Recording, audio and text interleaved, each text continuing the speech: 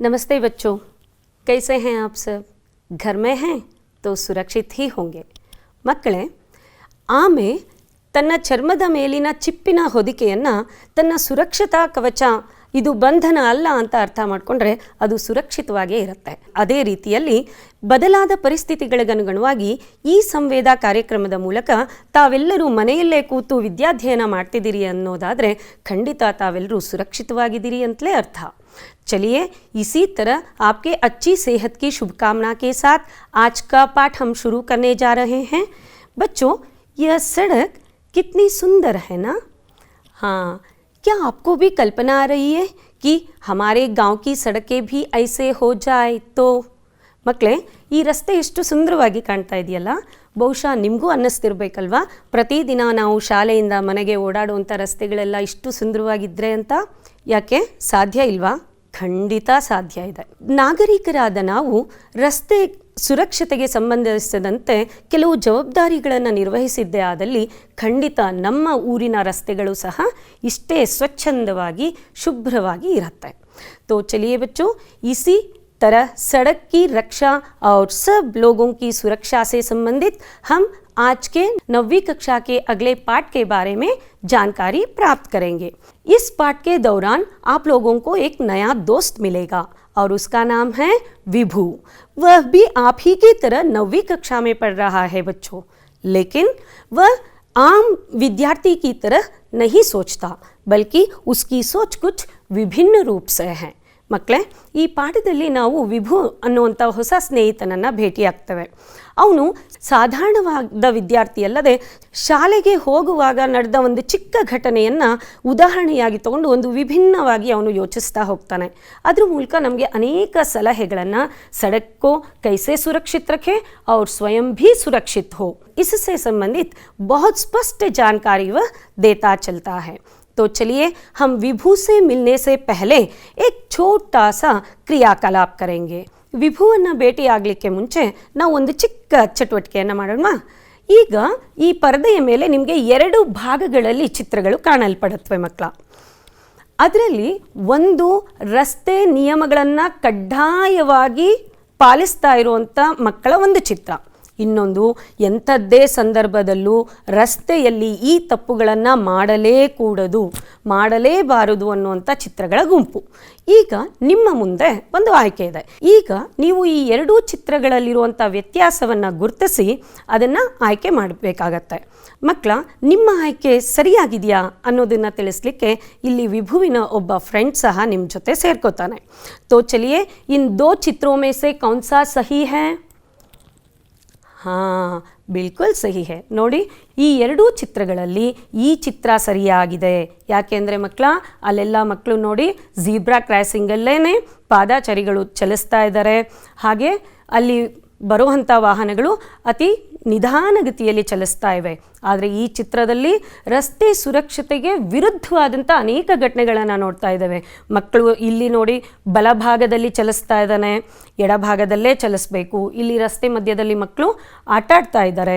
ಇದೆಲ್ಲ ರಸ್ತೆ ಸುರಕ್ಷತೆಗೆ ಅತ್ಯಂತ ವಿರುದ್ಧವಾಗಿರುವಂಥ ಘಟನೆಗಳು. ಬಹುಶಃ ಮಕ್ಕಳ, ಈ ಚಿತ್ರಗಳನ್ನು ನೋಡ್ತಾ ಹಿಂದಿನ ಕೆಲ ತರಗತಿಗಳಲ್ಲಿ ಅನುಶಾಸನ್ ಹಿ ಶಾಸನ್ ಹೇ ಪದ್ಯದಲ್ಲಿ ಕಲಿತಂತಹ ಕೆಲವು ನಿಯಮಗಳು ನೆನಪಾಗ್ತಾ ಇವೆಯಲ್ಲ. ಸೊ ಬನ್ನಿ, ಹಾಗಾದರೆ ಮುಂದಿನ ಚಿತ್ರಗಳನ್ನು ನೋಡೋಣ. ನೋಡಿ, ಈ ಚಿತ್ರಗಳಲ್ಲಿ ಸರಿಯಾದ ಆಯ್ಕೆ ಯಾವುದು ನಿಮ್ಮದು? ನೋಡೋಣ, ವಿಭುವಿನ ಫ್ರೆಂಡ್ ಅಥವಾ ನಿಮ್ಮ ಹೊಸ ಫ್ರೆಂಡ್ ಯಾವುದನ್ನು ಆಯ್ಕೆ ಮಾಡ್ತಾನೆ? ಹಾಂ, ಇದು ಅವನ ದೃಷ್ಟಿಯಲ್ಲಿ ಸರಿಯಾದ ಚಿತ್ರ, ಹಾಗೆ ನಿಮ್ಮ ದೃಷ್ಟಿಯಲ್ಲೂ ಸಹ. ಏಕೆಂದರೆ ಇಲ್ಲಿ ನೋಡಿ ಓವರ್ಟೇಕ್ ಮಾಡಿ ಹೋಗ್ತಾ ಇದ್ದಾರೆ. ಇದು ಖಂಡಿತ ಮಹಾ ಅಪರಾಧ ಆಗತ್ತೆ. ಇಲ್ಲಿ ಟ್ರಾಫಿಕ್ ಸಿಗ್ನಲ್ನ ಕೆಂಪು, ಹಳದಿ ಹಾಗೂ ಹಸಿರು ಬಣ್ಣದ ಸಂಕೇತಗಳನ್ನು ಇಲ್ಲಿ ಕಾರಿನ ಚಾಲಕರು ಪಾಲಿಸ್ತಾ ಇದ್ದಾರೆ. ಹಾಗಾದರೆ ಮುಂದಿನ ಚಿತ್ರ ನೋಡೋಣ ಮಕ್ಕಳ. ಈ ಚಿತ್ರಗಳಲ್ಲಿ ನಿಮ್ಮ ಸರಿಯಾದ ಆಯ್ಕೆ ಯಾವುದು? ಹಾಂ, ಶಬಾಷ್ ಮಕ್ಕಳ, ಸರಿಯಾಗಿ ಗುರುತಿಸಿದ್ರಿ. ಈ ಚಿತ್ರದಲ್ಲಿ ಇಬ್ಬರು ಸಹ ಕಾರ್ ಬೆಲ್ಟನ್ನು ಹಾಕಿದ್ದಾರೆ. ಆದರೆ ಇಲ್ಲಿ ಅತ್ಯಂತ ತಪ್ಪು ನಡವಳಿಕೆಯನ್ನು ಇಲ್ಲಿ ನಾವು ಗುರುತಿಸ್ಬೋದು. ಒಂದು ಕೈಯಲ್ಲಿ ಕಾರ್ನ ಸ್ಟೇರಿಂಗನ್ನು ಹಿಡ್ಕೊಂಡು ಇನ್ನೊಂದು ಕೈಯಲ್ಲಿ ಮೊಬೈಲಲ್ಲಿ ಮಾತಾಡ್ತಾ ಇದ್ದಾರೆ. ಇದು ಖಂಡಿತ ತಪ್ಪು. ನೋಡಿ, ವಿಭುವಿನ ಸ್ನೇಹಿತನೂ ಸಹ ಅದನ್ನೇ ಆಯ್ಕೆ ಮಾಡಿಕೊಂಡ. ಮಕ್ಕಳೇ, ಈ ಚಿತ್ರವನ್ನು ಗುರುತಿಸಿ. ಹಾಂ, ನೋಡೋಣ ನೀವು ಯಾವುದನ್ನು ಆಯ್ಕೆ ಮಾಡ್ಕೊಂಡಿದ್ದೀರಿ ಅಂತ. ಹಾಂ, ನಿಮ್ಮ ಆಯ್ಕೆ ಸರಿಯಾಗಿದೆ. ಇಲ್ಲಿ ನೋಡಿ, ಹಿಂಬದಿ ಸವಾರರು ಮುಂಬದಿ ಸವಾರರು ಇಬ್ಬರೂ ಸಹ ಹೆಲ್ಮೆಟನ್ನು ಧರಿಸಿದ್ದಾರೆ, ಆದರೆ ಈತ ಹೆಲ್ಮೆಟನ್ನು ಧರಿಸಿಲ್ಲ. ಈಗ ಮುಂದೆ ಬರುವಂಥ ಚಿತ್ರಗಳನ್ನು ಗಮನಿಸಿ ಮಕ್ಕಳೇ. ಇದರಲ್ಲಿ ಸರಿಯಾದ ಗುಂಪು ಯಾವುದು ನೋಡೋಣ. ನಿಮ್ಮ ಫ್ರೆಂಡ್ ಯಾವುದನ್ನು ಆಯ್ಕೆ ಮಾಡ್ತಾನೆ? ಹಾಂ, ಖಂಡಿತವಾಗ್ಲೂ ಇದು ಸಹ ಸರಿಯಾದಂಥ ಆಯ್ಕೆ. ನೋಡಿ ಮಕ್ಕಳ, ಅಲ್ಲಿ ಸರ್ವಿಸ್ ರೋಡಲ್ಲಿ ಶಾಲೆಗೆ ಹೋಗ್ತಾ ಇರೋವಂಥ ಮಕ್ಕಳು, ಬೈಸಿಕಲ್ ಸವಾರರು ಸರ್ವಿಸ್ ರೋಡಲ್ಲಿ ಹೋಗ್ತಾ ಇದ್ದಾರೆ. ಝೀಬ್ರಾ ಕ್ರಾಸಿಂಗಲ್ಲಿ ಅಸಹಾಯಕರಿಗೆ ಸಹಾಯ ಮಾಡಲಾಗ್ತಾ ಇದೆ. ಸೊ ಝೀಬ್ರಾ ಕ್ರಾಸಿಂಗ್ ಸಿಗ್ನಲ್ ಇರೋದ್ರಿಂದ ಆ ಕಡೆ ಈ ಕಡೆ ಇರುವಂಥ ವಾಹನಗಳು ಅತಿ ಮಂದಗತಿಯಲ್ಲಿ ನಿಧಾನವಾಗಿ ಚಲಿಸ್ತಾ ಇವೆ. ಆದರೆ ವಾಹನ ಚಲಾವಣೆಯ ಅತ್ಯಂತ ಅಪಾಯಕರ ಭಂಗಿಗಳನ್ನು ನಾವು ಇಲ್ಲಿ ನೋಡ್ಬೋದು. सो सड़क के इन नियमों को अगर हम अच्छी तरह से समझ लेंगे तो हम अपने सड़कों को बहुत सुरक्षित रख सकेंगे, स्वयं भी सुरक्षित होंगे और दूसरों को भी हानि नहीं पहुंचाएंगे. तो चलिए बच्चों, अब हम इस पाठ के आशय को जान लेंगे. सो मಕ್ಕಳ, ಈ ಪಾಠದ ಪ್ರಮುಖ ಆಶಯ, हम अच्छे नागरिक होने के नाते हर एक को अपने कर्तव्यों का ध्यान रखना चाहिए. ಸೊ ನಾಗರಿಕರ ಮೊದಲನೇ ಕರ್ತವ್ಯನೇ ಮಕ್ಕಳ, ನಮ್ಮಿಂದ ಬೇರೆಯವರಿಗೆ ತೊಂದರೆಯನ್ನು ಮಾಡದೇ ಇರೋದು. ನಗರಗಳಲ್ಲಿ, ಗ್ರಾಮಗಳಲ್ಲಿ, ರಸ್ತೆಗಳಲ್ಲಿ ಸಂಚರಿಸುವಾಗ ಎಂಥದ್ದೇ ಸಂದರ್ಭದಲ್ಲೂ ನಾವು ಬೇರೆಯವರಿಗೆ ತೊಂದರೆಯನ್ನು ಕೊಡದಲೇ ಇರೋದು ಮೊದಲನೇ ಕರ್ತವ್ಯ ಆಗಿದೆ. ಅದು ಈ ಪಾಠದ ಮೊದಲನೇ ಆಶಯ. और इस पाठ का दूसरा आशय है सड़क की सुरक्षा और सफाई. ಅತ್ಯಂತ ಮೂಲಭೂತವಾಗಿ ನಿರ್ವಹಿಸಬೇಕಾಗಿರುವಂಥ ಕರ್ತವ್ಯಗಳ ಬಗ್ಗೆ ಜಾಗೃತಿಯನ್ನು ನಮಗೆ ಈ ಪಾಠದಲ್ಲಿ ನೀಡಲಾಗತ್ತೆ. तो चलिए बच्चों, अब हम इस पाठ का आदर्श वाचन करेंगे. एक बार मैं इसे पढ़ते जाती हूँ. आप जो भी कठिन या नए शब्द आएंगे उन्हें पेंसिल से रेखांकित कीजिएगा. विभू 9वीं कक्षा में पढ़ रहा था. उसे 9:30 बजे तक स्कूल पहुँचना था. उसकी साइकिल खराब हो गई थी, इसलिए वह सड़क पर जल्दी जल्दी दौड़ता हुआ जा रहा था. सड़क पर किसी ने केले का छिलका फेंक दिया था. हमेशा सबको सफाई का ध्यान रखना चाहिए, मगर कुछ लोग ऐसा नहीं करते. कभी कभी वे अपने नागरिक के कर्तव्य को भूल जाते हैं. तो चलिए बच्चों, इस पाठ में निहित कुछ नए शब्दों को हम जान लेंगे. चोट शब्द का अर्थ है पेट्टू, घाव, गाया. उदास शब्द का अर्थ है खिन्न, दुखी. और चौंकना यानी इसका अर्थ है आश्चर्य में पड़ना. और कुछ शब्दों को हम जान लेंगे. कूड़ा यानी कचरा, रद्दी, ಕಸ. ನೋಡಿ, ಚಿತ್ರದಲ್ಲಿ ಕಾಣ್ತಾ ಇದೆಯಲ್ಲ, ಇದನ್ನು ಕೂಡ, ಕಚರ ಯಾ ರದ್ದಿ कहते हैं. ಗಡ್ಡ, ಗಹರಿ ಜಮೀನ್ ಯಾ ಗರ್ತ್, ಹಳ್ಳ, ರಸ್ತೆ ಮಧ್ಯೆ ಕಾಣುವಂಥ ಗುಂಡಿಗಳನ್ನು ನಾವು ಗಡ್ಡ ಅಂತ ಕರಿತೇವೆ. ದೇಖ್ರೇಖ್ ಅಂದರೆ ಮೇಲ್ವಿಚಾರಣೆ. ಕಚ್ಚಿ, ಕಚ್ಚಿ ಅಂದರೆ ಅಪರಿಪಕ್ವ, ಹಸಿಯಾದ. ಕಚ್ಚಾಗೆ ವಿರುದ್ಧ ಪದ ಸೂಖ. और ಡಾಮರ್, ತಾರ್ಕೋಲ್, ತಾರ್. ಬಹುಶಃ ನೀವು ರಸ್ತೆಗಳಲ್ಲಿ ಓಡಾಡುವಾಗ ಪ್ರತಿಯೊಬ್ಬರು ಒಂದು ಕ್ಷಣ ನಿಂತು ನೋಡಿ ಹೋಗ್ತಿರಲ್ವ ಮಕ್ಕಳ, ತಾರನ್ನು ಹೇಗೆ ತಯಾರು ಮಾಡ್ತಾರೆ, ರೋಡಲ್ಲಿ ತಾರನ್ನು ಹೇಗೆ ಮಿಕ್ಸಪ್ ಮಾಡಿ ಹಾಕ್ತಾರೆ ಅಂತ. ಸೊ ಅದು ತಾರ್ಕೋಲ್. और दूसरा जो चित्र है यह कांक्रीट. कांक्रीट किससे बनती है? रेत, चूना, कंकड़ का मिश्रण. ರೇತ್ ಅಂದರೆ ಮರಳು, ಚೂನ ಸುಣ್ಣ, ಕಂಕಡ್ ಅಂದರೆ ಜಲ್ಲಿಕಲ್ಲು. ಇವೆಲ್ಲದರ ಮಿಶ್ರಣವನ್ನು ನಾವು ಕಾಂಕ್ರೀಟ್ ಅಂತ ಕರೀತೇವೆ. ಬಹುಶಃ ನೀವು ಕಾಂಕ್ರೀಟ್ ರಸ್ತೆಗಳನ್ನು ಹಾಗೆ ತಾರ್ ರಸ್ತೆಗಳನ್ನು ಸಹ ಇಲ್ಲಿ ಗಮನಿಸ್ಬೋದು. ಪರ್ವಾಹ್ ಚಿಂತಾ, ದುಃಖ, ಸಾಂತ್ವನ, तसल्ली, तृप्ति ಅನ್ನೋ ಅರ್ಥ. सूरत शब्द का अर्थ है मुख, चेहरा. बच्चों, यह है विभू. और एक दिन वह स्कूल जा रहा था. 9:30 बजे उसे स्कूल में पहुंचना था, लेकिन क्या करे, उसी दिन उसकी साइकिल खराब हो गई. ಮಕ್ಕಳ, ಇವನೇ ನೋಡಿ ವಿಭು. ಇವನು 9:30ಗೆ ಸರಿಯಾದ ಸಮಯಕ್ಕೆ ಶಾಲೆಗೆ ತಲುಪಬೇಕಿತ್ತು. ಲೇಕಿನ್ ಉಸಿ ದಿನ ಉಸ್ಕಿ ಸೈಕಲ್ ಖರಾಬ್ ಹೋಗಯಿ. ಖರಾಬ್ ಹೋಗಯಿ ಅಂದರೆ ಕೆಟ್ಟು ಹೋಯಿತು. ಅವತ್ತೇನೆ ಅವನ ಸೈಕಲ್ ಕೆಟ್ಟೋಯ್ತು. ಬಹುಶಃ ನಿಮಗೂ ಆಗಿರತ್ತಲ್ಲ ಮಕ್ಕಳ, ಪ್ರತಿದಿನ ಆರಾಮ್ಸೆ ಹೋಗ್ತಾ ಇರ್ತೀರಿ, ಯಾವತ್ತೋ ಒಂದಿನ ಸ್ವಲ್ಪ ತಡವಾಗಿರುತ್ತೆ, ಅರ್ಜೆಂಟ್ ಹೋಗಬೇಕು, ಅವತ್ತೇ ಸೈಕಲ್ನ ಚೈನ್ ಬಿಚ್ಚಿರುತ್ತೆ. ಸೊ ಇದೇ ರೀತಿ ಅವನಿಗೂ ಏನೋ ತೊಂದರೆ ಆಯಿತು. तो इसलिए वह जल्दी जल्दी दौड़ता हुआ जा रहा था. वह कैसे जा रहा था? जल्दी जल्दी, यहाँ पर जो जल्दी जल्दी शब्द है बच्चों, यह है द्वित्व शब्द, जिसे आप कन्नಡ में द्विरुक्ति कहते हैं. ಬಹಳಷ್ಟು ಮಕ್ಕಳಲ್ಲಿ ಇರುತ್ತಲ್ಲ ಮಕ್ಕಳ, ನಾನು ಪ್ರೇಯರ್ಗಿಂತ ಮುಂಚೆ ಶಾಲೆ ತಲುಪಿಬಿಡಬೇಕು ಅಂತ, ಅದೇ ರೀತಿ ಇವನು ಸಹ ಅತಿ ವೇಗವಾಗಿ ಜಲ್ದಿ ಜಲ್ದಿ जा रहा है.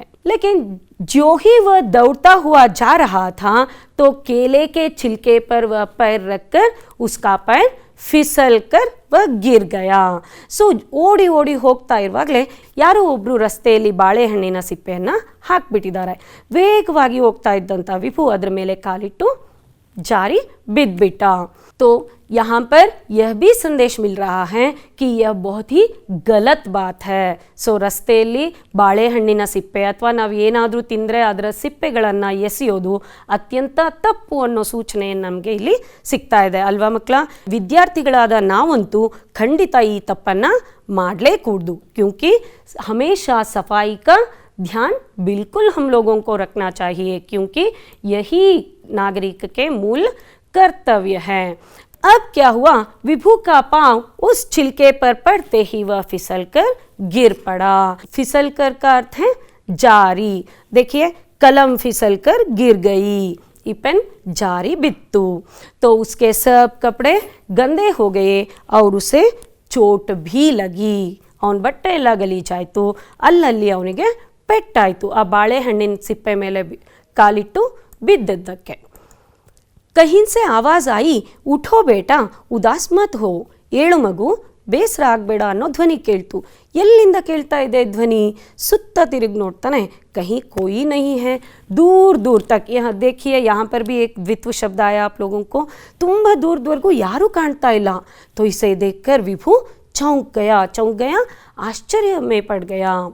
इतने में सड़क फिर से बोली, बेटा मैं सड़क बोल रही हूँ, चोट तुम्हें ही नहीं मुझे भी लगी है.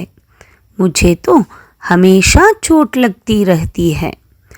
आदमी, तांगे, जानवर, मोटर गाड़ियाँ 24 घंटे मेरे ऊपर चलते रहते हैं. लोग ढेर सारा कूड़ा कचरा डालते रहते हैं. वे बड़ी निर्ममता से मुझे काट भी देते हैं और महीनों महीनों मेरे घाव ही नहीं भरते.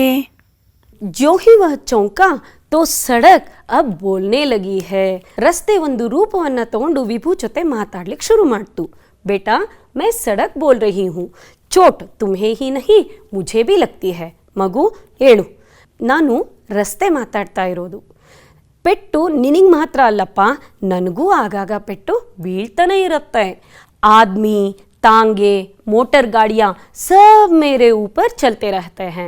ಪ್ರತಿದಿನ ನೋಡಿ ಪ್ರಾಣಿಗಳು, ಮನುಷ್ಯ, ಜಟ್ಕಾ ಬಂಡಿ, ತಾಂಗೆ ಅಂದರೆ ಜಟ್ಕಾ ಬಂಡಿ, ಮೋಟರ್ ವೆಹಿಕಲ್ಸ್ ಎಲ್ಲ ನನ್ನ ಮೇಲೆ ಪ್ರತಿದಿನ ಹೋಗ್ತಾನೇ ಇರುತ್ತೆ.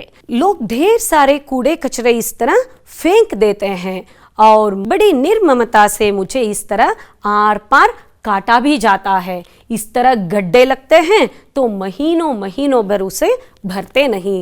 ನೋಡು ಮಗು, ನನ್ನ ಪರಿಸ್ಥಿತಿ ನೋಡು, ಇಲ್ಲಿ ಹೇಗಂದರೆ ಹಾಗೆ ಕಸಗಳನ್ನ ಹಾಕ್ತಾರೆ, ನನ್ನ ರೂಪವನ್ನು ವಿಕೃತಗೊಳಿಸ್ತಾರೆ.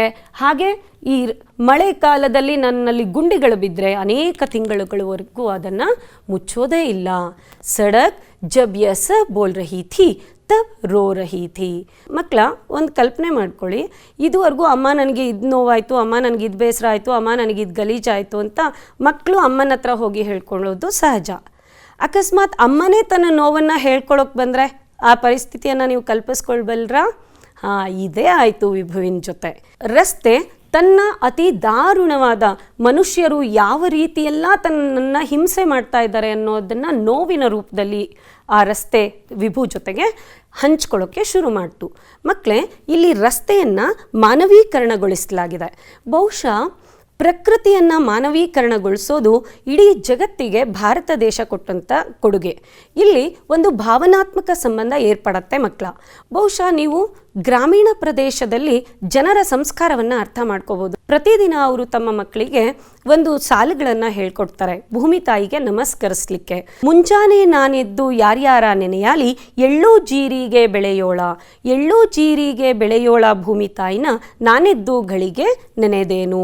ಬೆಳಗ್ಗೆ ಎದ್ದ ತಕ್ಷಣ ದೇವ್ರಿಗೆ ಕೈ ಮುಗಿಬೇಕಲ್ಲ, ಹಾಗಾದರೆ ಆ ದೇವರು ಯಾರು? ನಮ್ಮ ರೈತಾಪಿ ವರ್ಗದವರಿಗೆ ಭೂಮಿ ತಾಯಿ. ಅದೇ ರೀತಿ ಮಕ್ಕಳ, ಉಪನಿಷತ್ತಲ್ಲಿ ಹೆಸರನ್ನು ಹೇಳಲಿಕ್ಕೆ ಇಷ್ಟಪಡ್ದಲೇ ಇರುವಂಥ ಒಬ್ಬ ಕವಿ ಒಂದು ಶ್ಲೋಕವನ್ನು ಹೇಳ್ತಾರೆ. ಸಮುದ್ರ ವಸನೆ ದೇವಿ ಪರ್ವತಸ್ತನ ಮಂಡಲೆ ವಿಷ್ಣು ಪತ್ನಿ ನಮಸ್ತುಭ್ಯಂ ಪಾದಸ್ಪರ್ಶೋ ಕ್ಷಮಸ್ವಮೆ.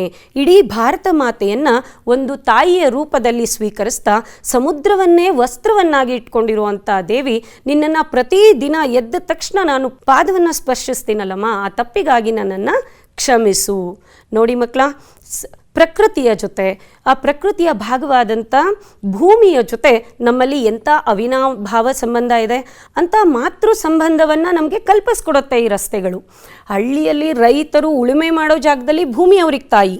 ಪಟ್ಟಣ ಅಥವಾ ನಗರಗಳಲ್ಲಿ ಅಥವಾ ಗ್ರಾಮೀಣ ಪ್ರದೇಶಗಳಲ್ಲಿ ವ್ಯಾಪಾರ ವಹಿವಾಟುಗಳಿಗೆ ನಾವು ಮನೆಯಿಂದ ಹೊರಗೆ ಬಂದ್ವಿ ಅಂದ ತಕ್ಷಣ ನಮ್ಮನ್ನು ಹೊರಗಿನ ಜಗತ್ತಿನ ಜೊತೆ ಸಂಪರ್ಕ ಕಲ್ಪಿಸೋದು ಇದೆ रस्तेगलू। यहाँ पर सड़कों को माता के रूप में स्वीकार किया गया है। इन सड़कों को सुरक्षित करने के लिए हमारी जिम्मेदारी क्या है? ಈ ರಸ್ತೆಗಳನ್ನು ಸುರಕ್ಷಿತವಾಗಿಡೋದ್ರಲ್ಲಿ ನಮ್ಮ ಜವಾಬ್ದಾರಿ ಏನು ಅನ್ನೋದನ್ನ ನಾವು ಒಂದು ಹಾಡಿನ ಮೂಲಕ ತಿಳ್ಕೊಳ್ಳೋಣ. ಮಹಾತ್ಮ ಗಾಂಧೀಜಿಯವರ ರಾಮರಾಜ್ಯ ಕಲ್ಪನೆಯ ಬಗ್ಗೆ ಕೇಳಿದಿರಿಯಲ್ಲ, ಅದನ್ನೇ ಈ ಕ್ಷಣನೂ ನಾವು ಸ್ವಚ್ಛ ಭಾರತ್ ಅಭಿಯಾನದ ರೂಪದಲ್ಲಿ ತಗೊಳ್ತಾ ಇದ್ದೇವೆ. तो चलिए अब स्वच्छ भारत अभियान से संबंधित एक गाना सुनेंगे. इसके दौरान हम यह भी सीख लेंगे हमें सड़क की सुरक्षा के लिए क्या क्या करना चाहिए और क्या क्या नहीं करना चाहिए. स्वच्छ भारत है अपना सपना, स्वच्छता की ओर कदम बढ़ाना, कूड़ा कचरा घर का अपना, गीला सूखा छान के रखना, गली मोहल्ला साफ रखना, शर्म न करिए काम है अपना, अगर किसी ने कचरा फेंका रोक उसे न कर अनदेखा, प्लास्टिक का उपयोग न करना, कपड़े की बैग को बढ़ावा देना, शौचालय उपयोग करना, पर्यावरण प्रदूषित न करना, हमेशा साफ पानी पीना, बीमारियों से मुक्त है होना, स्वच्छ भारत है अपना सपना, स्वच्छता की ओर कदम बढ़ाना. देखा ना आप लोगों ने किस तरह हमें प्लास्टिक का उपयोग नहीं करना चाहिए और प्लास्टिक को सड़क पर नहीं डालना चाहिए, कूड़े कचरे को हमें सड़क पर नहीं डालना चाहिए. यह सब संदेश हमने पाया ना इस गाने के द्वारा. तो चलिए अब हम विभू और सड़क इन दोनों के वार्तालाप को सुनेंगे. तो अब सड़क की बात सुनकर विभू को जैसे सांप सूंघ गया. सांप सूंघ जाना यह एक ಮುಹಾವರ है. ಮುಹಾವರೆ ಅಂದರೆ ನುಡಿಗಟ್ಟುಗಳು ಅಂತ. ನುಡಿಗಟ್ಟುಗಳು ಈಡಿಯಮ್ಸ್ ಅಂತ ಕಲಿತಿರಿಯಲ್ಲ. सो मुहावरे वे शब्द हैं जो वाक्य के बीच में आकर वाक्य की विशेषता को बढ़ा देते हैं. सो ಇವು ಸ್ವತಂತ್ರ ವಾಕ್ಯಗಳಲ್ಲ, ಆದರೆ ವಾಕ್ಯದ ಮಧ್ಯದಲ್ಲಿ ವಿಶೇಷ ಅರ್ಥವನ್ನು ಕಲ್ಪಿಸ್ಕೊಡುತ್ತೆ. ಉದಾಹರಣೆಗೆ ನೀವು ಒಂದು 5 ಕಿಲೋಮೀಟ್ರ್ ವಾಕ್ ಮಾಡೋಣ ಅಂತ ಹೊರಟಿರ್ತೀರಿ. ಸೊ ನಿಮ್ಮ ಫ್ರೆಂಡ್ ಜೊತೆ ಬಂದ, ಆದರೆ ಒಂದು 2 ಕಿಲೋಮೀಟ್ರ್ ಬಂದ ತಕ್ಷಣ ಬಿಟ್ಟ. ನೀವು ಆ ಮಾತನ್ನು ಹೇಗೆ ಹೇಳ್ತೀರಿ? ಹಾಂ, ನನ್ನ ಜೊತೆ ವಾಕ್ ಬಂದ, ಆದರೆ 2 ಕಿಲೋಮೀಟ್ರ್ ಆದಮೇಲೆ ಕೈ ತೊಳ್ದ. ಕೈ ತೊಳ್ದ ಅನ್ನೋದು ಇಲ್ಲೇನು? ನುಡಿಗಟ್ಟು. तो इसी तरह हिंदी में भी मुहावरों का प्रयोग होता है. तो जैसे सांप सूंघ गया ಅಂದರೆ ಹಾವು ಹರಿದ ಹಾಗೆ ಅಂತೀವಿಯಲ್ಲ, सांप सूंघ जाना, हाउ हरिद हागागोदू. सड़क की बातें सुनकर वह अचरज में सब जगह देखने लगा और वह देखने लगा कि सड़क को वहाँ पर आर पार काटा गया है और मोड़ पर बड़े बड़े पत्थर वहाँ पर ಗಿರಾಯೇ ಗಯೇ हैं. ಮೋಡ್ ಅಂದರೆ ತಿರುವು, ರಸ್ತೆಯ ತಿರುವುಗಳಿರುತ್ತಲ್ಲ ಮಕ್ಕಳ, ಅಲ್ಲಿ ದೊಡ್ಡ ದೊಡ್ಡ ಕಲ್ಲು ಬಂಡೆಗಳನ್ನು ಹಾಗೆ ಹಾಕ್ಬಿಟ್ಟಿದ್ದಾರೆ. तो आर पार काटा गया है और यहाँ पर बहुत सारे रेतों के ढेर पड़े हुए हैं और मोड़ पर बड़े बड़े पत्थर गिराए गए हैं. और जल वितरण विभाग ने ಮಕ್ಕಳ ಆಡಳಿತದ ದೃಷ್ಟಿಯಿಂದ ಕೇಂದ್ರದಲ್ಲಿ ಒಂದು ಆಡಳಿತ, ರಾಜ್ಯದ ಆಡಳಿತ, ಜಿಲ್ಲೆಗೆ ಆಡಳಿತ, ನಗರಕ್ಕೆ ಒಂದು ಆಡಳಿತ, ಗ್ರಾಮಕ್ಕೆ ಒಂದು ಆಡಳಿತ, ಆಯಾ ಗ್ರಾಮದ ಪ್ರಾಂತ್ಯದ ವ್ಯವಸ್ಥೆಯನ್ನು ನೋಡ್ಕೊಳ್ಳೋಕ್ಕೆ ಅನೇಕ ವಿಭಾಗಗಳಿರುತ್ತೆ.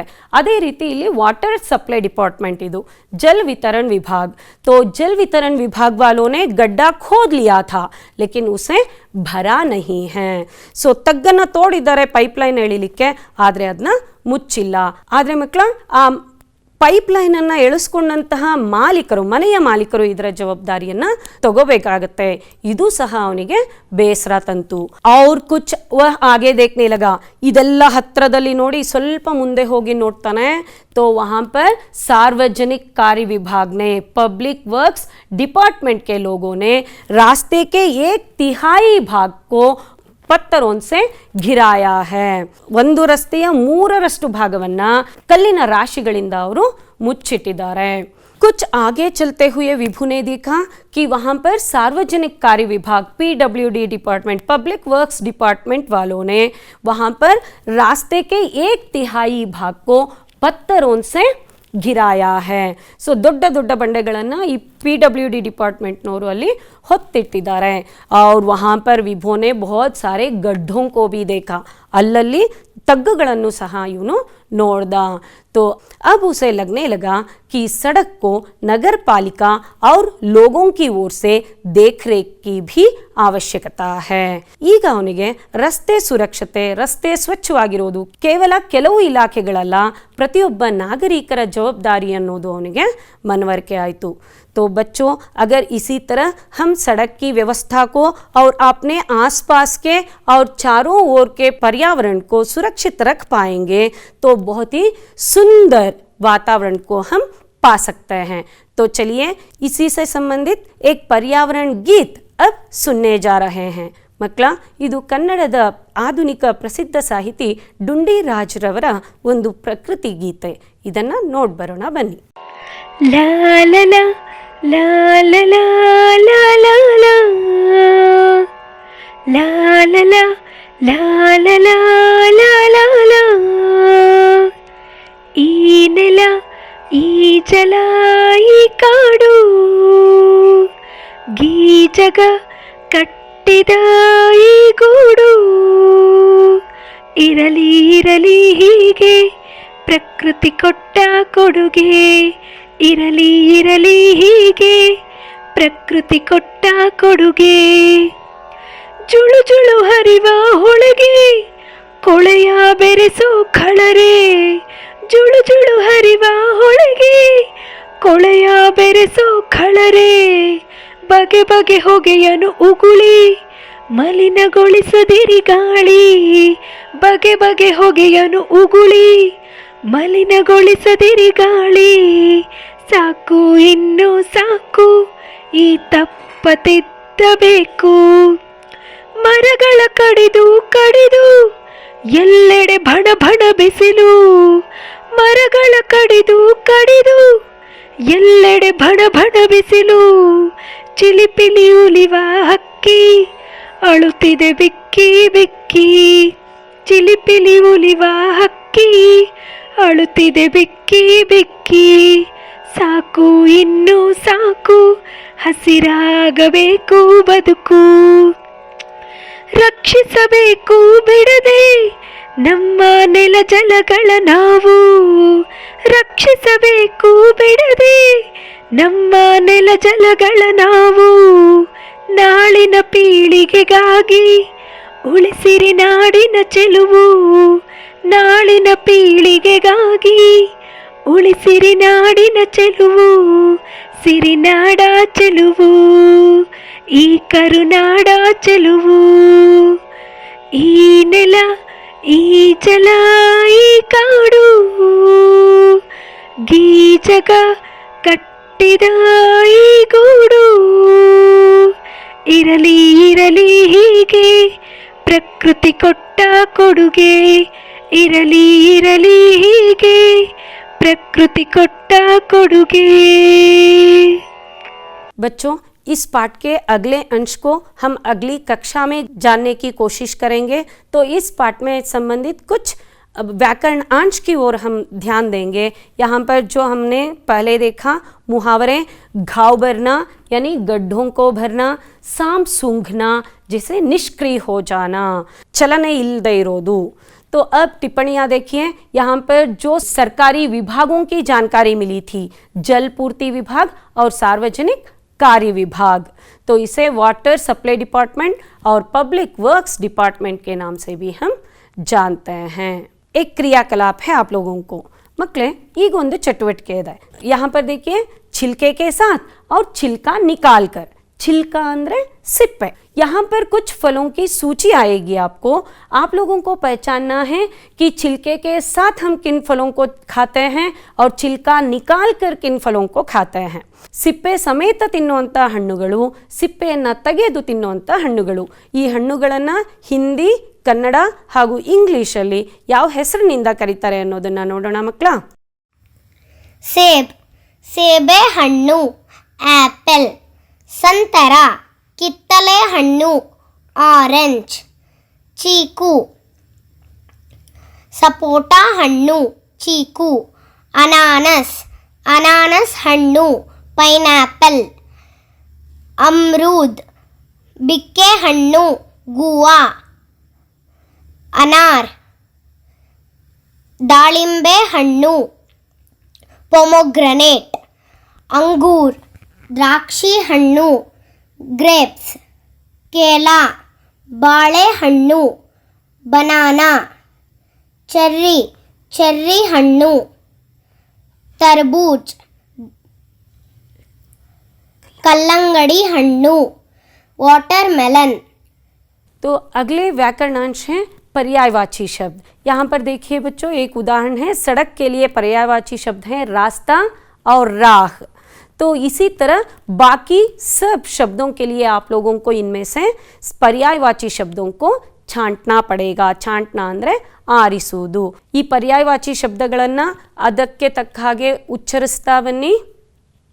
साफ, स्वच्छ, शुद्ध, खुशी, आनंद, संतोष, स्कूल, विद्यालय, पाठशाला, आदमी, मनुष्य, मानव, पानी, जल, नीर, साथी, दोस्त, मित्र, सूरत, चेहरा।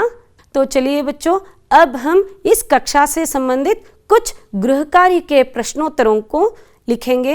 यहाँ पर जो प्रश्न हैं इन्हें लिखिएगा और इनके उत्तर लिखकर अपने अध्यापकों को दिखाइए। इसके साथ साथ यहाँ पर एक क्रियाकलाप है बच्चों आप लोगों के लिए। ये गांव या नगरवासी होने के नाते आप अपने गांव या शहर के सड़कों को स्वच्छ रखने के 10 अंशों की सूची बनाइए। ಮಕ್ಕಳ, ಕೆಲವು ಮಕ್ಕಳಿಗೆ ಡೈರಿ ಬರೆಯುವಂಥ ಅಭ್ಯಾಸ ಇರುತ್ತೆ। ಅದರಲ್ಲಿ ಪ್ರತಿದಿನ ಅವರು ರಸ್ತೆನಲ್ಲಿ ನಡೆದು ಹೋಗುವಾಗ ಮುಳ್ಳನ್ನು ತೆಗೆದು ಹಾಕೋದು, ಯಾರಾದರೂ ಎಸೆದಂಥ ಪ್ಲಾಸ್ಟಿಕ್ ಕವರನ್ನು ಎತ್ತು ಹಾಕೋದು, ಈ ಥರದ ಒಳ್ಳೆಯ ಕೆಲಸಗಳನ್ನು ಅದರಲ್ಲಿ ನಮೂದಿಸ್ತಾ ಹೋಗ್ತಾರೆ। ಅದೇ ರೀತಿ ತಾವು ಸಹ ರಸ್ತೆ ಸುರಕ್ಷತೆಗೆ ಸಂಬಂಧಿಸಿದಂಥ 10 ಅಂಶಗಳನ್ನು ಪಟ್ಟಿ ಮಾಡಿ ನಿಮ್ಮ ಶಿಕ್ಷಕರಿಗೆ ಖಂಡಿತ ತೋರಿಸಿ। दिन तुम्हारे सब साथ चलेंगे, बाद में फिर तुम अकेला बचोगे। यही बात है विभू का सड़क की माँ के प्रति। तो अगली कक्षा में हम जान लेंगे कि किस तरह विभू सड़क की इस माता को सांत्वना देता है। बच्चों, आशा है प्रस्तुत पाठ में हम सड़क की रक्षा और सब लोगों की सुरक्षा से संबंधित स्पष्ट जानकारी प्राप्त करने की कोशिश किए हैं। धन्यवाद आप सभी को।